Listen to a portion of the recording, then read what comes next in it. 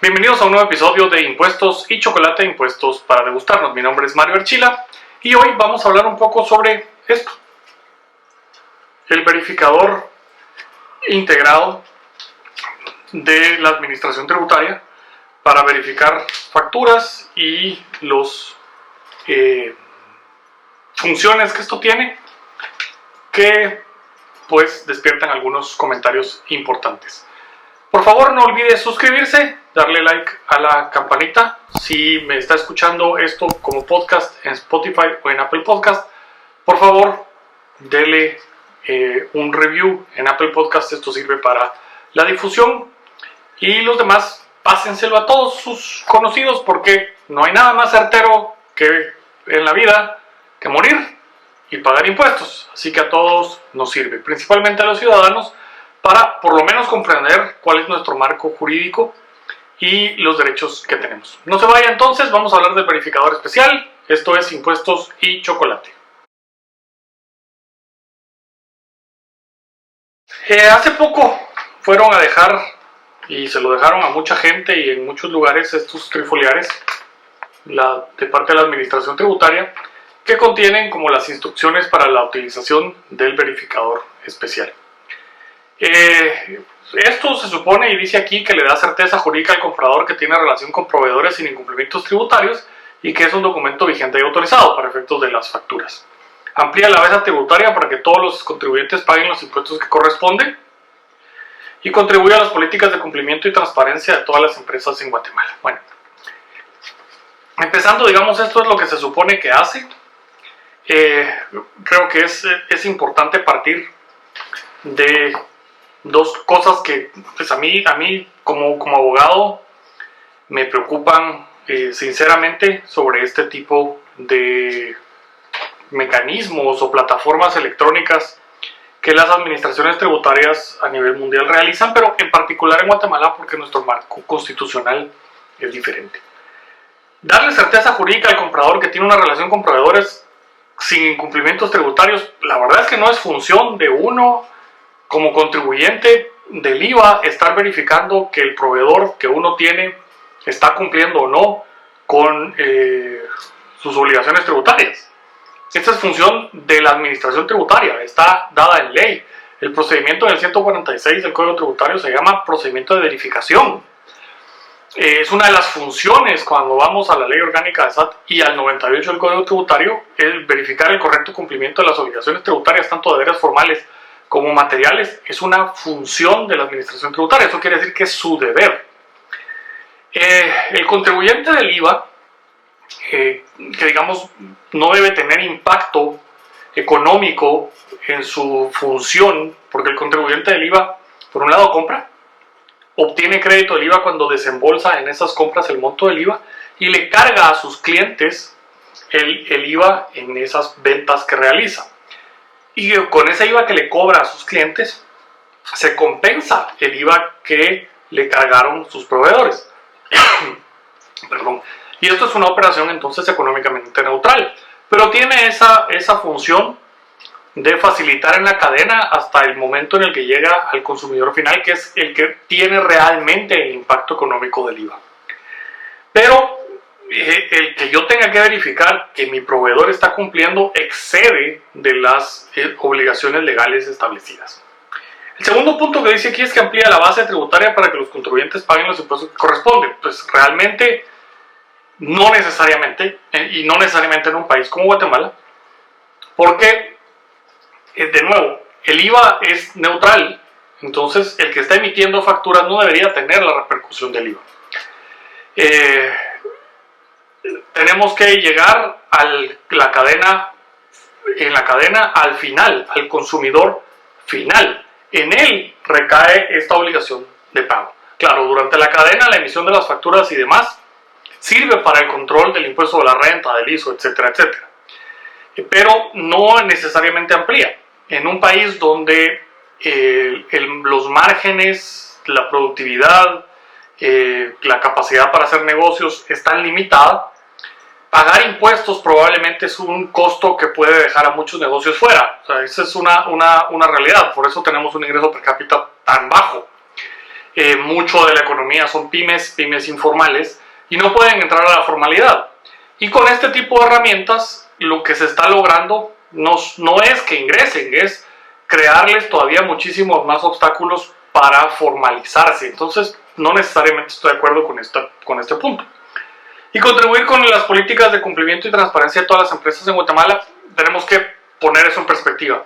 Las compañías y las empresas tienen derecho a la secretividad de sus fórmulas, de sus procedimientos, de los manejos de negocios.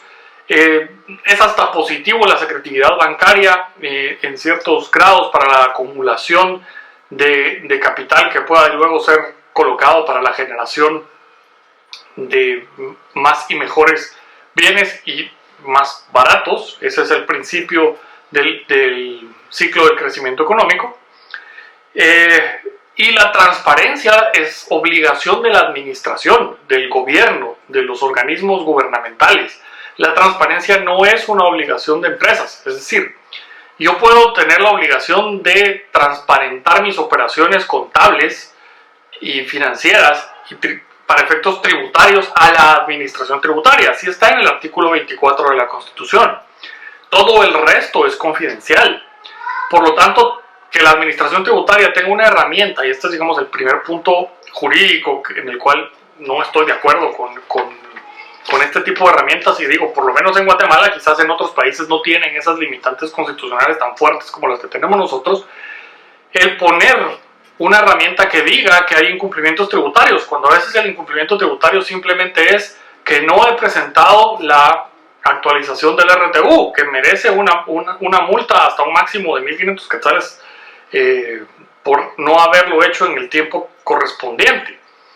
Entonces, si bien hay una obligación de actualizar el RTU anualmente, la consecuencia es una multa. Pero eso no quiere decir que yo soy un mal contribuyente y que no estoy pagando lo que tengo que pagar. Esto lo que quiere decir es que la administración tributaria no necesariamente está haciendo bien su trabajo sancionándome con esas multas. No tiene esos mecanismos para llegarme a tiempo a requerir las actualizaciones y cobrarme esas multas. Pero transparentar el comportamiento tributario, el comportamiento está fuera de lo que el artículo 24 establece como tal. Y luego, pues, el que me diga que el contribuyente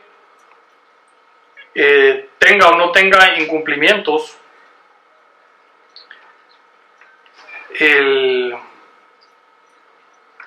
y que tenga aquí atrás, por ejemplo, en este trifoliar, y dice, recuerda, si el emisor del documento consultado presenta incumplimientos tributarios, el sistema desplegará la información que presente inconsistencias y te dará el aviso, no se recomienda aceptar esta factura, por lo que deberás comunicarte con el emisor del documento para que resuelva el problema detectado.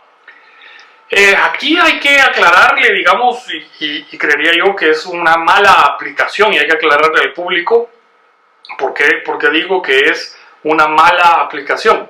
La ley del IVA obliga a entregar la factura cuando se entregan los bienes, se haya pagado o no, pero ya hubo una entrega de los bienes. O sea, si me trasladan bienes y yo ya tengo los bienes en mi bodega, en mi tienda, y me tiene que entregar la factura. Y si me presta servicios, me tiene que entregar la factura al momento en el que yo le pago. Eso quiere decir que le pago y me da la factura. Entonces yo tengo una factura porque ya tengo los bienes, tengo una deuda ahí, y luego tengo una deuda por ya pagué servicios que me fueron prestados. O sea, tenía una deuda por servicios, ya la pagué y por eso tengo la factura. Si yo reviso la factura en ese momento y luego me dice que se recomienda no aceptar esta factura, estaría incumpliendo la ley, porque la obligación legal es aceptarle la factura al proveedor y requerirle la factura al proveedor. Eso es lo que la ley del IVA dice. Entonces yo no puedo devolverle una factura al proveedor porque tiene incumplimientos, porque mi obligación legal, esto es un papelito, o sea, esto de verdad es un papelito, mi obligación legal es requerir la factura en el momento que la ley del IVA me dice que tengo que requerir la factura. Y eso es cuando me entrega los bienes o el momento en que yo le pago los servicios que me prestó. Viéndolo así, entonces, esto lo que me está pidiendo es que incumpla la ley. Y no puede ser, digamos, que una plataforma de este tipo me pida que yo incumpla la ley.